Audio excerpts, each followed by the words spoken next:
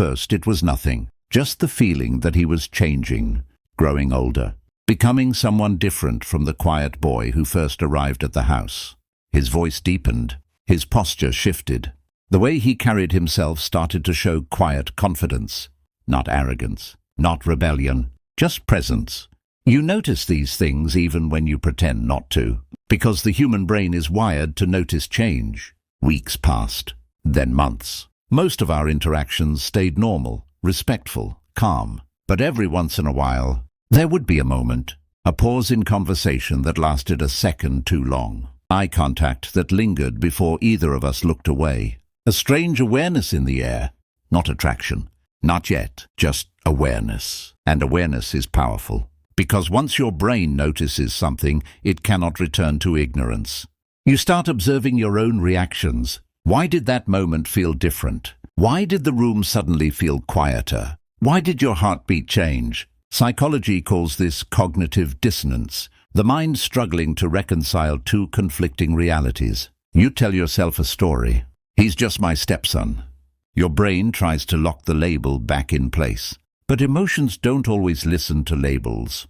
That night started like any other. Rain tapping softly against the windows. The house unusually quiet. His father working late again, something that had become normal over the past year. Routine is powerful, but sometimes routine creates the exact conditions where emotional awareness finally surfaces. I remember standing in the kitchen when he walked in, just after midnight, the soft glow of the overhead light catching the tiredness in his eyes. He had been studying, or at least that's what he said, but something felt different, not dramatic, just subtle. When he leaned against the counter across from me, there was a kind of stillness in the air. The kind you only notice when two people suddenly become aware of each other in a new way. You've probably experienced moments like this before. The conversation becomes slower. Your brain starts analyzing every word before it leaves your mouth. The room feels smaller, and suddenly, silence becomes louder than talking. Psychologically, this moment is fascinating, because the mind is doing two things at once. One part of your brain is trying to maintain the familiar relationship dynamic.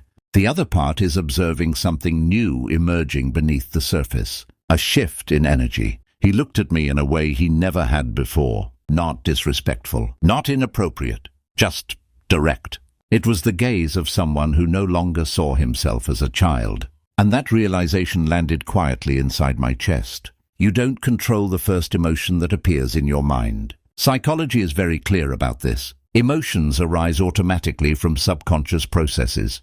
But you do control what happens next. That's where mental strength begins. For a moment, neither of us spoke. Outside, the rain grew heavier. Inside, something unspoken moved between us. Then he said something simple. "You look tired."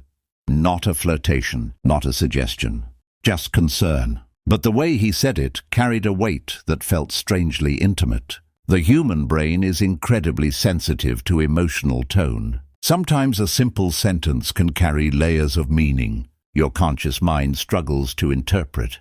And that's exactly what happened. You start noticing everything. The way his shoulders filled the doorway when he moved. The quiet steadiness in his voice. The confidence that had replaced the shy hesitation he once had. And suddenly, the label stepson doesn't fully explain the person standing in front of you anymore.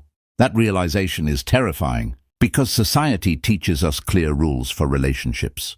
But human psychology is messy. Emotional attachment doesn't always follow the scripts we expect. Your first instinct is distance, not physical distance. Emotional distance. Your mind tries to restore order. You tell yourself it was just a moment. Just a strange shift in perception caused by stress or exhaustion. But the brain remembers emotional tension very well. In fact, tension is one of the strongest memory anchors we have. Days passed after that night, but something had changed. Not outwardly. We still spoke the same way, ate dinner at the same table, lived under the same roof. But inside your mind, awareness had awakened. You start noticing small things. The way he protects emotional space during conversations. The way he never crosses boundaries, yet somehow understands exactly where they are. That kind of emotional intelligence is rare and dangerous. Because emotionally intelligent people don't force connection. They create quiet gravity, and gravity pulls. This is where psychological boundaries become essential. Attraction itself isn't the danger. Attraction is simply a biological signal.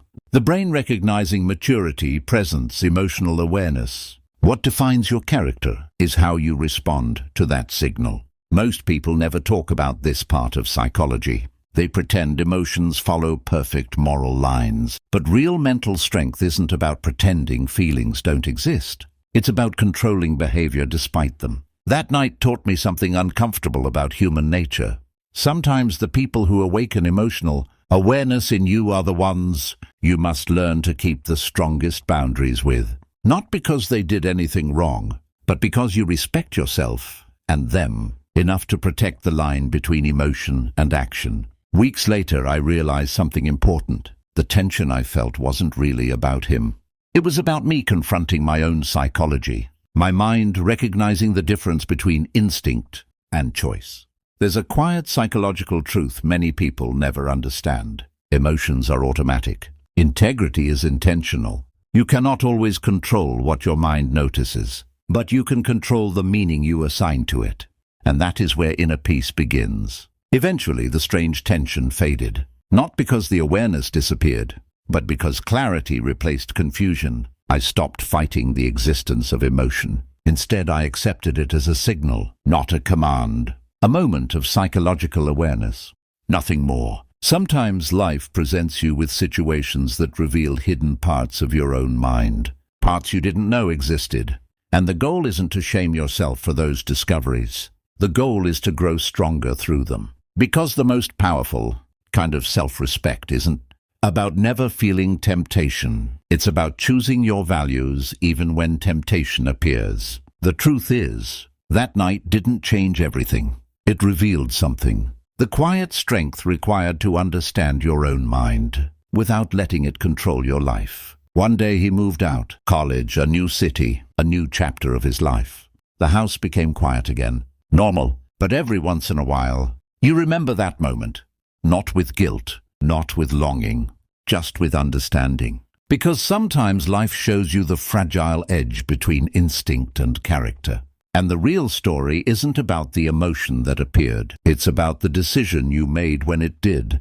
And that decision is what defines who you become. Somewhere deep inside your mind, there's a place where feelings arise before logic catches them. Learning to observe that place without surrendering to it is one of the quietest forms of psychological mastery.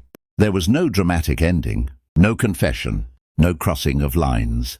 Just a silent realization that the strongest people are not the ones who never feel complicated emotions. They are the ones who understand them and still choose peace. And maybe tonight, as you sit with your own thoughts, you'll realize something about yourself too. Not every emotion is meant to become a story. Sometimes, it's simply meant to teach you who you really are.